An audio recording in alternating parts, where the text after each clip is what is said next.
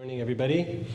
We're delighted to be kicking off the formal part of this conference after our opening last night, where indeed Oliver set the tone for what does it mean to be in this boat of theory and practice.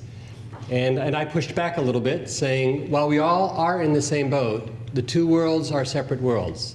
The world of theory has its own epistemological source, and the world of practice does as well. They see the world differently, they interact with the world differently, and yet our goal and our objective here is to try to figure out how we do traverse in the same boat at the same time for the same reasons. I have a little bit of a secret recipe about how I think we can do that, and I'll share it at the very tail end of this hour and a half, so stay awake. Actually, I don't think it will be hard, because we've put together a really interesting model of what we're trying to teach.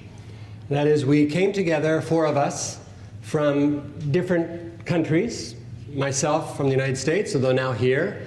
Nimrod, now here, but also coming from the United States. Nirkaz from Bosnia, and Elizabeth from England. And we've met now about 4 or 5 times over Skype, and probably dozens over various email exchanges, where we've been trying to see what are the different approaches that we each take in our approaches to teaching and learning peace, and came up with this title as a way to organize our thinking separately and together. So the first idea of critical thinking: how do we teach and how do we live a way that our ideas are something that we don't take for granted, but we study them? Our own thinking becomes an object of reflection, an object of inquiry. And we do this, first of all, personally, with putting our own selves into it, as we engage with conflicts in the world, in our own relationships, and our own lives. What we found as the four of us were dialoguing is that we grouped into two parts. And Elizabeth McDonnell, who's from the Open University of in the United Kingdom, will be speaking about bridging learning on conflict engagement from the classroom to practice, the role of critical reflection. I'll be speaking and weaving in and out about the role of reflexivity. My students know here that that's sort of the core tool that I use for thinking and acting in conflict and peace-seeking. So the two of us then were paired with the two storytellers to a certain extent. And that is Nirkaz Opacin from the International University of Sarajevo in Bosnia. We'll be talking about storytelling and education, an exploratory approach on how to deal with the past. He's paired with Nimrod,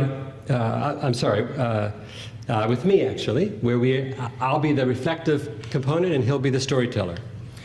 Nimrod Rosler, conflict management and negotiation in our program here at Bar-Ilan. It's about bringing outside conflicts into the classroom and the passions of challenges of doing that. So he'll be paired with Elizabeth, speaking about how do we think about that and how do we teach it. So each of us are going to speak for a minute now. I'm going to sit down and join them there about how we came to this work, both reflexively and professionally.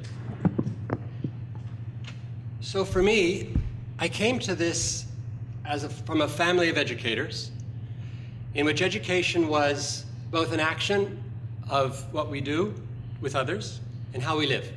How do we live in a way that we are constantly asking questions and trying to stimulate our own curiosity and the curiosity of others we encounter? So education for me was something that was a daily life, and also something that we did out there, something that we inquired about on an ongoing basis, and something that we enacted in our relationships. My father, who I'll speak about in a minute in a little bit more depth, taught at a very unique educational institution in the United States called Antioch College. The institution was the first in the United States, basically built on a Deweyan notion of education, that teaching or theory without practice was empty, but practice without theory was superficial. And so in this college that he taught in that I went to, we spent 2 of the years of our 4 years in the classroom and 2 of the years in the field. So actually applying what we'd learned in the classroom for a semester or 2, and then going into the field and having a field experience. We're doing something similar in our program, which we've done all the time, but in more depth now. We call it Project Shetach, where our students learn in our classrooms about theory, and then we send them out to communities and activities and programs within Israel, to try out their theories, get curious, bring it back to the classroom, and that kind of dialogue. I was reviewing my father's dissertation recently, who just passed away 3 months ago. And this is my year of mourning and also my year of celebration of his life. And as I reviewed his, here it is. As I reviewed his dissertation, it seemed to me to be a brilliant combination of theory and practice in itself. He said the theory of education is essentially, education is an activity. It is a process. There's no necessarily end goal that we're seeking, other than the process of engaging in inquiry and discovery and learning and expanding ourselves. And we do this, first of all, internally, through trying to understand and express our own values. So it's basically it's a process, an internal process of articulating and exploring who am I, what are the values that I have in my life.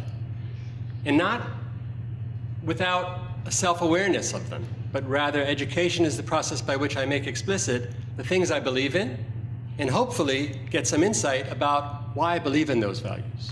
Where are they coming from?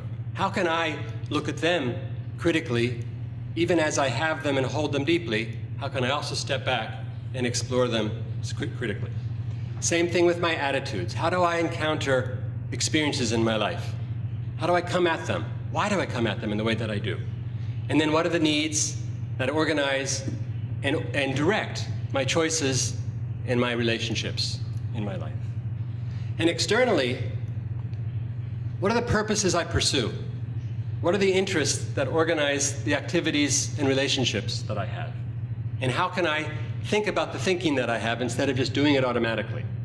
So this notion of Van Pitt, my father's acronym for the process of education, I think is a very lovely framing for what is the process of conflict resolution, teaching and learning.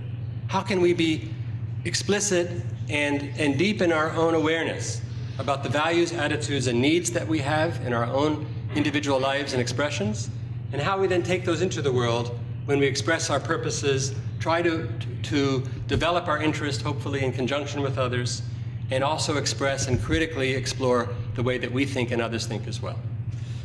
So that's the framing that I'd like to organize, present as we move through the panel of how we think personally and critically about learning and teaching in this field. We hope also that we'll be framing for all of us as we go through these days this approach to thinking reflectively. When we have here attitudes and approaches in this conference and we have a reaction, how can we simultaneously watch our own reaction? How can we think about our thoughts in such a way that they can become bigger than us and something that we can then make explicit and explore interactively with others? So with that, we'll turn to the first duo, Nirkez and Elizabeth, and Nimrod and Elizabeth, to take us into the first theory-practice dialectic.